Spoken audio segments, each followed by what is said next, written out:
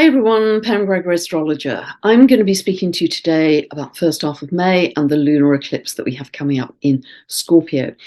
But we are well within eclipse season now. This is a particularly intense eclipse season because of all the other astrological aspects that are going on at the same time. And the solar eclipse that we have on the 19th, 20th of April is really huge. It's a very rare hybrid stroke total solar eclipse. And eclipses normally bring permanent changes into our lives. Things are never quite the same again, particularly if the eclipse aspects a personal planet. In fact, any planets or angles in your chart, you will feel them much more personally and directly. But intensity is the watchword here for so many reasons. And so as we go into May, I think May is going to be a massive month for us collectively, energetically, astrologically.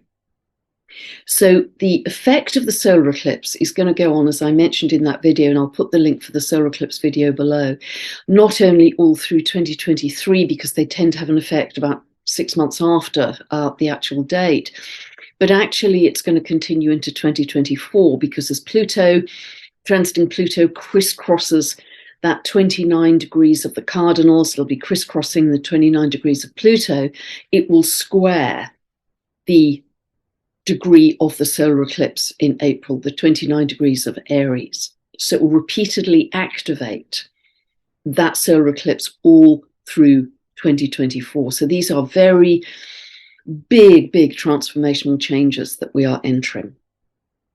Right on the first day of the month, May, we have Pluto moving stationary retrograde. Now, whenever a planet, particularly an outer planet, changes direction, it's like a huge ship. It moves slower and slower, eventually stations, and then gradually starts to move in the other direction, whether it's direct or retrograde. Here it's retrograde.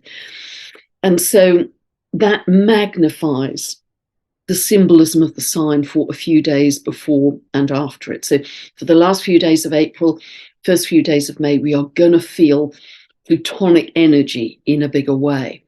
Now, Pluto is the planet linked to power. So we may well see big power issues playing out in the world. Might makes right. We can see how this is shaping up already. But also, this may be manifesting in your own life in terms of power issues. Is somebody lording power over you? Or are you doing that to somebody else? Or do you suddenly become aware that you've been giving away your power to other people? And there's a need to change that now, to reclaim your power. So big issues around power will come up, particularly in early May, late April, early May. And if you have any planets between sort of 27, 28 degrees of the cardinal signs, Aries, Cancer, Libra, Capricorn, or up to 3 degrees of the fixed signs, Taurus, Leo, Scorpio, Aquarius, you will be feeling intensity somewhere in your life, depending on where transiting Pluto is falling and the planet it's aspecting in your chart. But you will be feeling intensity because this is very, very big stuff, and that will also be tied up with these eclipses. For much of the month, Jupiter is squaring Pluto, and I'll talk more about this in a moment, but whatever is unfolding with power issues, Jupiter is going to expand them because Jupiter's the power of expansion. Remember also that Mars is still technically out of bounds beyond the normal 23 degrees of latitude north or south of the ecliptic. It comes back into normal territory on the 5th, the day of this lunar eclipse, but it is still out of bounds for this first few days. So anger can manifest more easily because when a planet is out of bounds, the symbolism tends to manifest more in a more extreme way or a more out of control way. So be aware of that. And if somebody's being angry with you, just take a breath and step back before you reply. Because particularly this is in Cancer, a water sign, we may feel very impulsive or emotionally reactive, particularly if it's something where we feel that we and our loved ones, our family, our loved ones, are being attacked in some way. We will lash out. And so just take a breath, step back before you reply. It will give you more thinking time, and you may really be pleased that you did. So the lunar eclipse is on the 5th of May at 14 degrees 58 minutes of Scorpio. This happens at 10:33 a.m. Pacific and 6:33 p.m. UK time. Now, lunar eclipses are big full moons, so they are the peak of the moon cycle. So they are normally a culmination, a completion, a closure of wherever 14 degrees 58 minutes of Scorpio is falling in your chart, that house area, what's coming to culmination, what's coming to completion.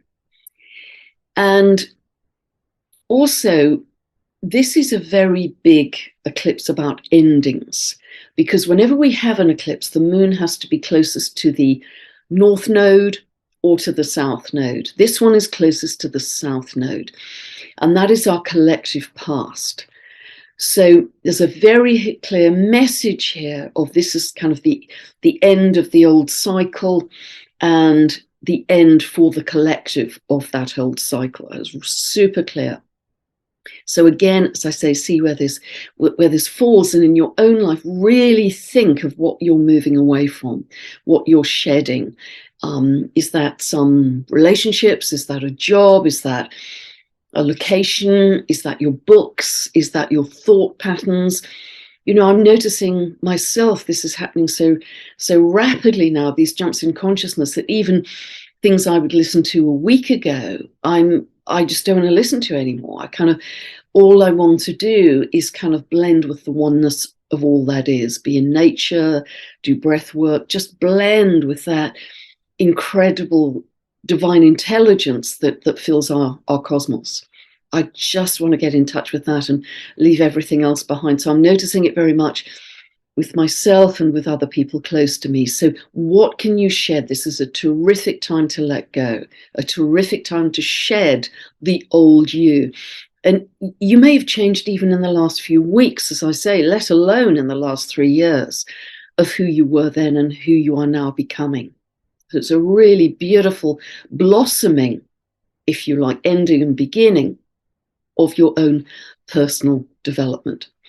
Now, this is a penumbral lunar eclipse, so the moon is kind of partly in the Earth's shadow, but it is a long eclipse. It's more than 4 hours, and it has a very wide geography. So the eclipse path is falling across Africa, Antarctica, Russia, Asia, Australia, New Zealand, Eastern Europe, the Atlantic, Pacific, and Indian Oceans as well. So, and therefore it is repeating some of the geographies of the solar eclipse. Australia, north of Australia, remember from the solar eclipse, again, you can check that video below. There's a repetition here of where the eclipse path is falling. Now, it doesn't mean that all of these geographies will come into prominence in the coming months, but it is likely that some of them will in the next 6 months. So Scorpio, let's think about what Scorpio represents. Well, par excellence, it is the sign of secrets, long repressed secrets, long hidden secrets, deeply buried secrets. It's to do with the underhand, the underground, even the criminal sometimes. And so, again, see where this is falling in your chart. This is operating, it can very much operate in your own life, that you discover secrets that in your personal life that you weren't aware of before, or somebody that you're connected with. But this is very much going to operate within the collective, as I say. It is very much linked to any kind of issues around trust and betrayal, around issues of toxicity, whether that is in the earth or the pollution that man has created, humanity has created, or whether it's toxicity within our own bodies. This could be a big time of revelation for those two. The nodal axis is in Taurus and Scorpio, as you know. So the Taurus end is to do with money in general, currencies, banking, wealth. Scorpio is big money. big money, big investments. It can be loans, it can be mortgages, it's joint money. It's also very connected with its rulership being from Pluto of debts, defaults, deficits, taxes, particularly because, as I mentioned in another video, Pluto is also square to the nodal axis until November, but it's most intense from now till mid-July. So those issues may come up at this time as well. I strongly feel that there is going to be some financial turbulence or financial volatility at this time. Now, it isn't the final eclipse in this financial axis, because on the 28th of October, we have another lunar eclipse in Taurus. But by that time, on the 18th of July, in fact, the nodal axis will have moved out of Taurus, Scorpio, the financial axis, into Aries and Libra, and that's got a very different quality. So the lunar eclipse that we're going to be having at the end of October this year is not as strong. And there are other reasons why this is so powerful as well. So let us take a look at the chart for this very important lunar eclipse.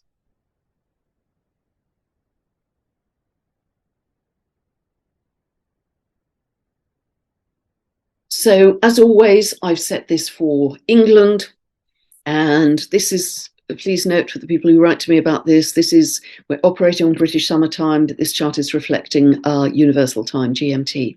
And the most important thing by far is, are the sun and moon exact in their aspect, which indeed they are. So this is at 1458 of Scorpio.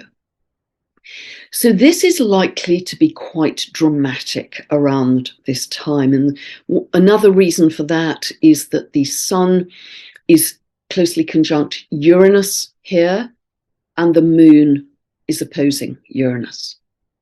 Now, Uranus, because it's in Taurus anyway until 2026, but it's very much highlighted at this lunar eclipse, is about sudden shocks, revelations, truths that come to light. It's the planet of awakening as well. As you know, it's the planet of earthquakes and volcanoes. We could see some seismic activity more likely around this time, but it's financial earthquakes as well, political earthquakes. And the moon opposing Uranus is also about the people feeling rebellious or revolutionary in some way. So this could be, as I say, quite dramatic on the world stage. And because for most of May, Jupiter is also in an out of sign square to Pluto. It's easier to see if Pluto was right at the end of Capricorn, and then you can see that square more easily. But nevertheless, it's a very powerful square.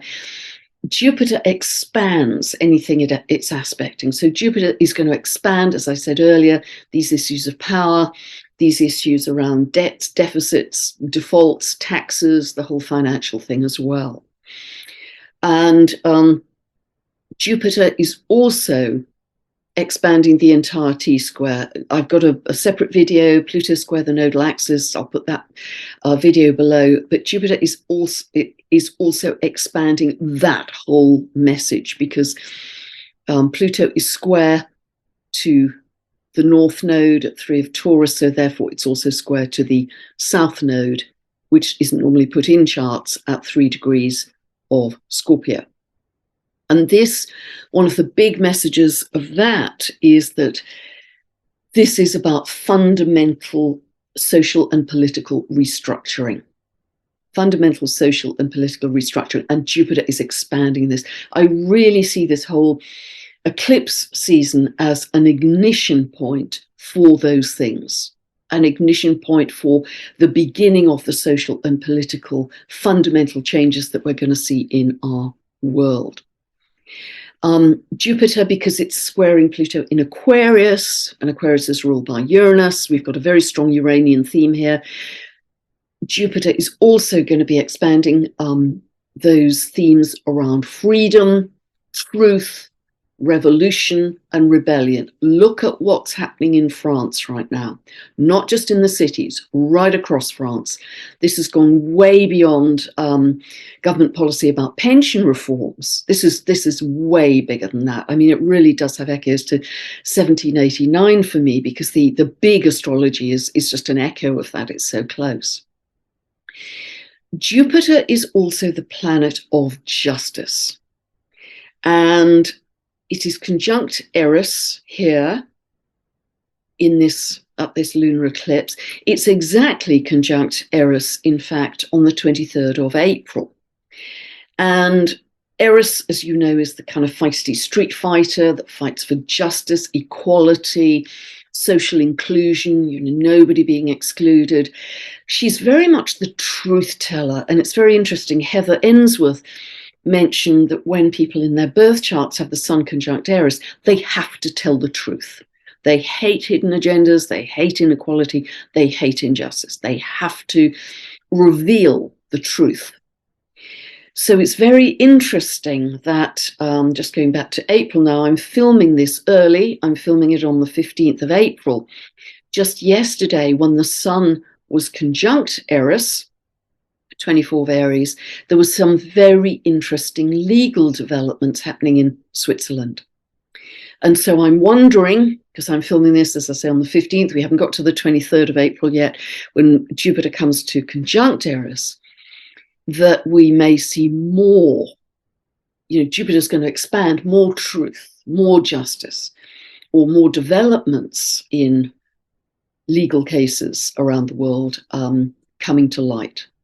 That's really interesting. But Jupiter will also up the ante with this feisty behavior, this feisty archetype of Eris. This is about fighting for your beliefs, fighting for your freedom. Very strong with the strong Uranus themes as well.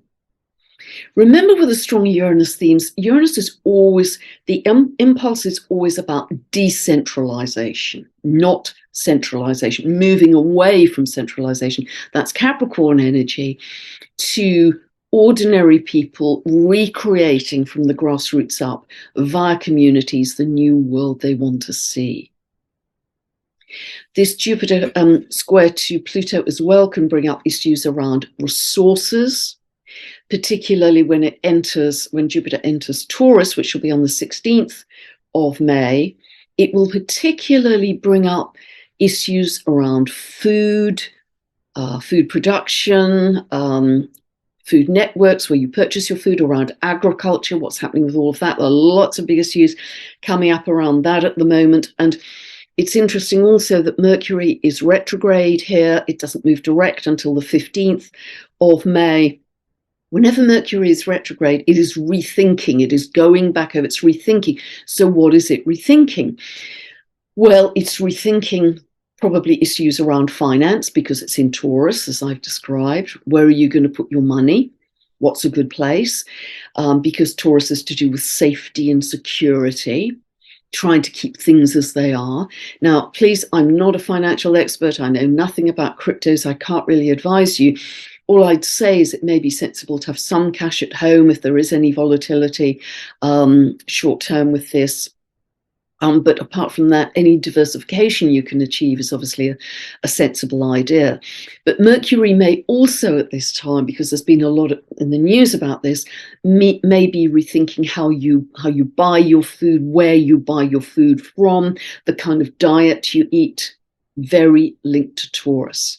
Agriculture in general, how we operate our agriculture, because Uranus in Taurus until 2026, one of the big themes there is innovation, Uranus, with food production and agriculture, to make the natural rhythms of the earth that many of us follow with agriculture, biodynamic farming, that kind of thing, traditional methods, bringing in innovations with that.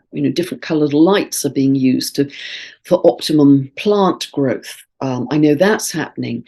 But the other side of this is Uranus, perhaps in its less positive expression, always wants to encourage industrialization or engineering to make whatever it's involved with, in this case food and agriculture, more efficient, faster, more productive. So that it expresses in two very different ways. Uranus and Taurus, they're not easy bedfellows, but certainly issues around food and agriculture, as I say, are likely to come up at this time. Also, other things to note, other aspects are that we have Neptune here in trine to Mars. And this really helps to move us from the material to the spiritual, I want to say. They're both in water signs. Neptune always has a spiritualizing effect. And the literal translation of the symbolism here is spiritual action. So things like breath work, meditation, yoga, tai chi, qigong are all forms of spiritual action.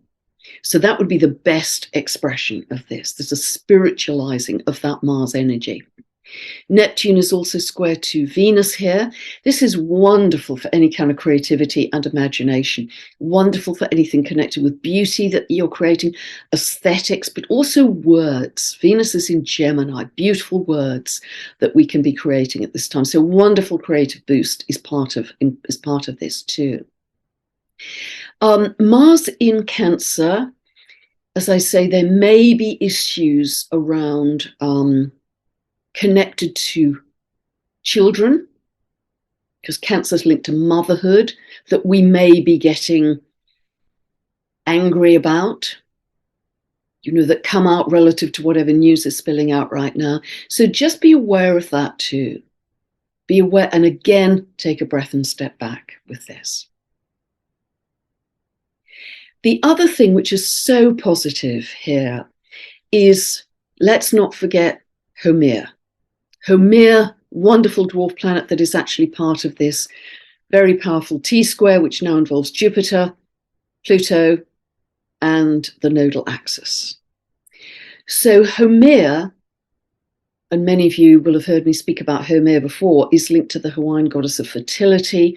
She is, even her shape, the dwarf planet shape, is egg-shaped, which is just bizarre. She's very linked to the Hawaiian goddess of fertility. As I say, she could birth babies in the myth from all over her body, not just the regular places. She was able to summon wild food and from the land and the seas with her magic stick, the makalai. She could, incredibly regenerative, creative archetype.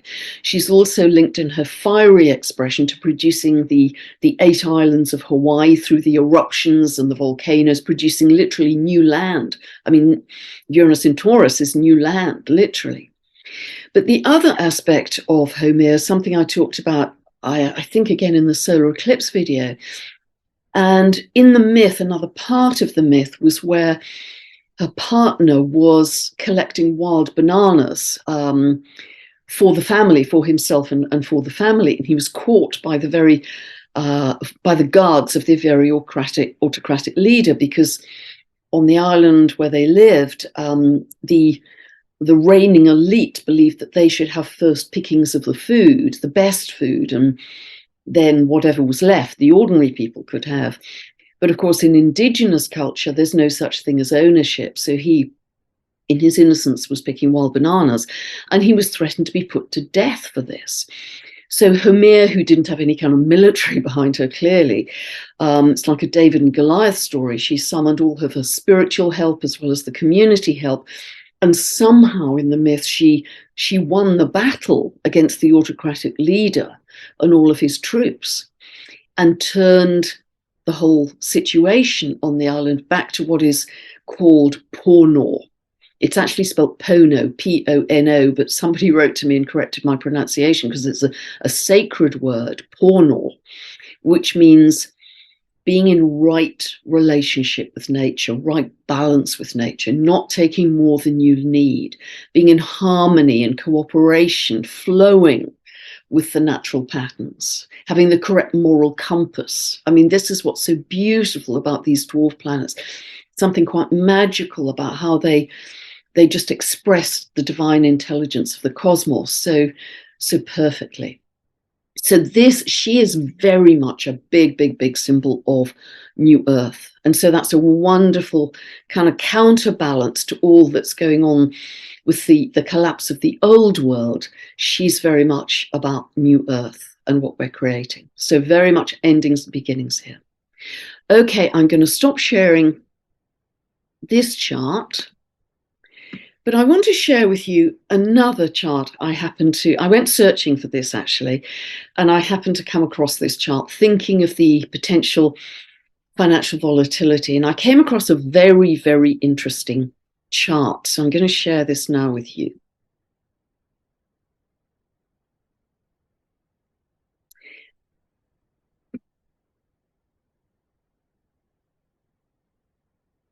And this is the chart for the Wall Street crash, which happened on the 29th of October 1929 at 1732 New York. Amazing, they have the exact time of when the crash began. What I was stunned to see was the chart for this event has the midheaven, which is sort of the status or the reputation, I would see, of Wall Street at 29 degrees, 35 minutes of Capricorn. And many of you will know that is exactly where transiting Pluto is hovering all of this year and all of next year. So for the very first time since 1929, Pluto has arrived at that place. The axes of a chart, the vertical and horizontal axes, whether it's a birth chart, an event chart, a country's chart, are the most sensitive thing in the entire chart. So because Pluto hasn't been at 29 of Capricorn since 1798, this is a big deal. And so Pluto's symbolism, as you will know, is about death and rebirth and transformation. It takes whatever it touches, down to the bare bones, and then rebuilds in a different form. It's like a tree dying, falling in a wood, rotting down to produce fertile soil, and then that produces new life. It's that death and rebirth cycle. I also see Capricorn as the sign most linked to capitalism as well. This isn't expressing any personal opinions, believe me. That's just how it is. It's big business, big banks, big business. So this is very interesting in terms of how this may manifest, but it wasn't just that. It was the fact that also the ascendant, which is sort of the identity, the moment of the Wall Street crash, is at 20 of Taurus. And transiting Uranus, which has an 84-year orbit, is going to conjunct that ascendant from the late May this year till April 2024. It's going to be hovering around that ascendant. So Uranus, as we've talked, is to do with sudden, shocking, radical change, fast-moving change, out of the blue change. Taurus is linked to banks and money and, all the things I've been talking about. So Capricorn, big banks, big business, government, Taurus, financial. It is remarkable that these two very slow-moving outer planets are conjunct those axes at the same time. Now, Uranus hasn't been at 20 of Taurus since it was last there June 1939 until April 1940. It hasn't been there since then. And obviously, many of you will know that was the period that was the beginning of World War II, September 1939. And strangely, many of the stock markets actually jumped at that time because sadly, factories were producing armaments. It's just horrific to think. And it was only at the end of that period, going to April, May, June of 1940, that the markets went down, particularly in Europe, because of the German invasion. So nevertheless, the markets were volatile over that period. So here's another signature for volatility. Not only that, but we have transiting Mars right at the base of this chart, going to be opposing the midheaven on the 19th and 20th of May. Again, this coming month. Now, Mars does that every couple of years. It's a regular 2-year cycle, so that isn't such a big deal. But what is a bigger deal is that it's happening at the same time as Pluto's on the midheaven and Uranus is on the ascendant. So I think this is extremely interesting. And please note as well that the nodal axis, October 1929, North Node was in Taurus, South Node therefore in Scorpio, exactly as we have right now, the financial axis. Now, please understand, I'm not saying that we are going to see a global stock market crash. It's possible, but remember that astrology is only part of the picture, that we as collective consciousness are playing the tune, are molding the modeling clay. We are weaving with the astrological energy to produce the result, to produce the event in the world. So I'm not saying, for sure there's going to be a major stock market crash. It's possible, but what I'm suggesting is this chart is giving yet another set of evidence for financial turbulence and volatility through May. I think May is going to be massive for many reasons. I hope I'm making sense here. So let me stop sharing here. And I've referred in the past to this image I have of people being in the theatre watching a play. And I'm going to go back to that because I've explained a little bit of this, but I want to take it a bit further here. So imagine that we are in the theatre and we're watching a play, and it's actually quite a dark play. There are not many laughs in this play. And we are aware that the scenery is becoming unraveled. It's old, it's shabby, it's coming apart in the corners. And so the actors are talking louder and louder, so the audience won't notice that the scenery is unraveling. But because that isn't really working, the audience are noticing the scenery starting to collapse. The actors on stage are kind of improvising and inventing more extreme and dramatic parts of the storyline of the play. But it's becoming a bit wild. And so for many people in the audience, they're starting to say, oh, this is just not making sense anymore. This is too extreme. It's not hanging, the plot isn't hanging together properly. I can't buy this. I can't listen to this anymore. And so they start to leave the theatre.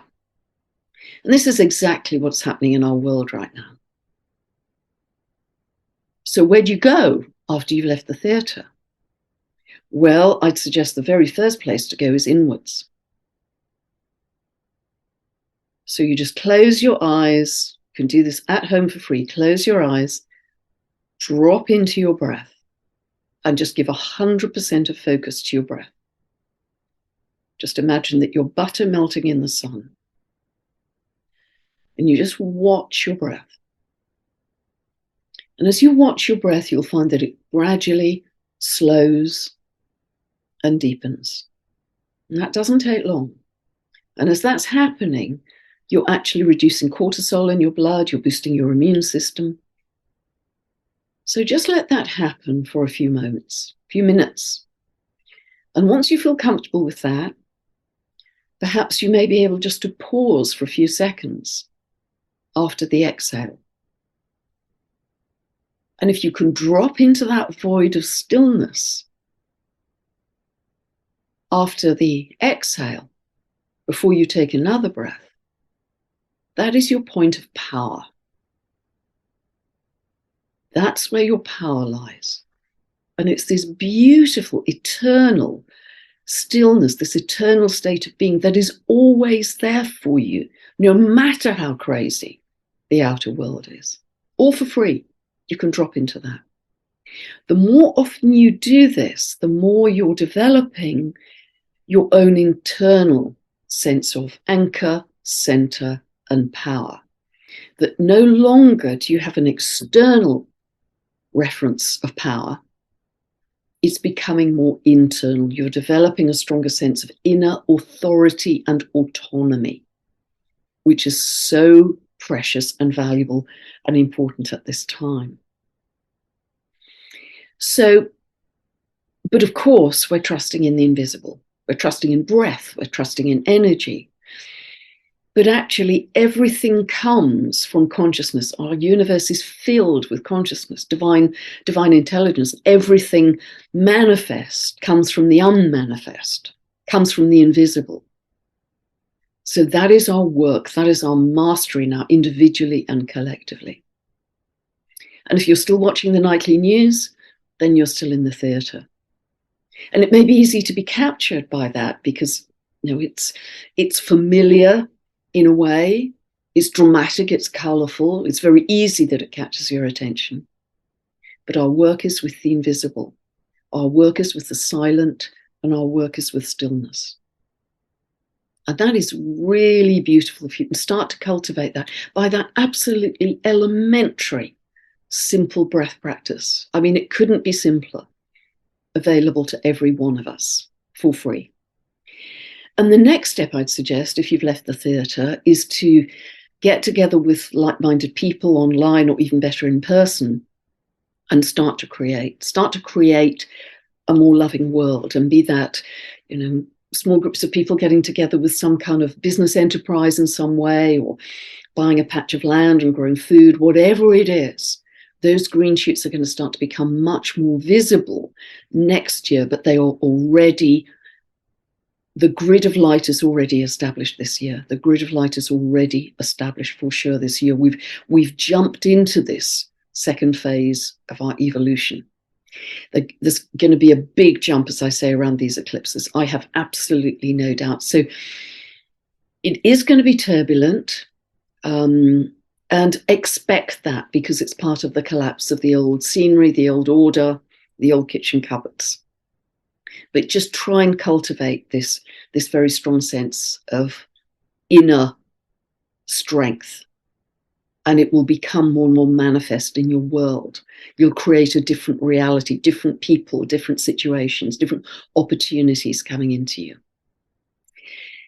And the other, I think, important thing at this first half of May is that from the 12th to the 16th of May, Jupiter is going to be moving over 29 degrees of Aries. That anaretic degree, which is the degree of the solar eclipse on the 19th, 20th of April. So remember, Jupiter expands. So whatever is going to unfold at the solar eclipse, Jupiter is going to expand through this sort of middle part of May as well. Jupiter then enters Taurus on the 16th, and I'll be talking more about that in the next video. And normally this would be quite a stabilizing influence, but because Jupiter merely expands whatever is prevailing, and because Taurus is the financial axis, we could see some ongoing turbulence there. But if you have your sun, your moon, your ascendant in Taurus, Jupiter stays in a sign for about 12 months. And normally this will bring in more personal growth opportunities, more expansion, depending on which house it's falling in your chart, more recognition, more abundance. So see where Taurus falls in your chart, and over the next 12 months, roughly, for everybody, wherever that house area is, Jupiter will be expanding, activating and expanding whatever is unfolding for you in that area. If you don't know what I'm talking about, you can download a free birth chart from my website. Go to the link below, buy a 2-part video series that will explain how you find these points in your chart, and you can use it for every update I ever do. So the second half of May is equally enormous. We've got a grand fixed cross, which is very powerful, huge. So, you know, the whole of May is massive energetically. But it really is the pivot point. It absolutely is, of the old world and the new. I'm going to be putting that video out early, partly because this is so important. I'd like to share it with you early, but also because of some personal developments that I'll talk about in that video. That's another reason I have to put that out early, and I'll explain more in that video. But really cultivate this mantra of, I am welcoming in an expanded consciousness of love. When you can't think of anything else, I'm welcoming in an expanded consciousness of love, because with every jump we make, the consciousness is expanding with every jump we make. And yes, it's invisible, and that's why it feels hard to trust, but it is absolutely happening. And it's immensely exciting because our evolution is happening so quickly.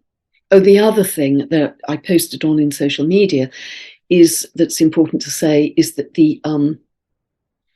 it was believed by scientists and astrophysicists that the solar cycle 25 that we're currently in would peak in 2025.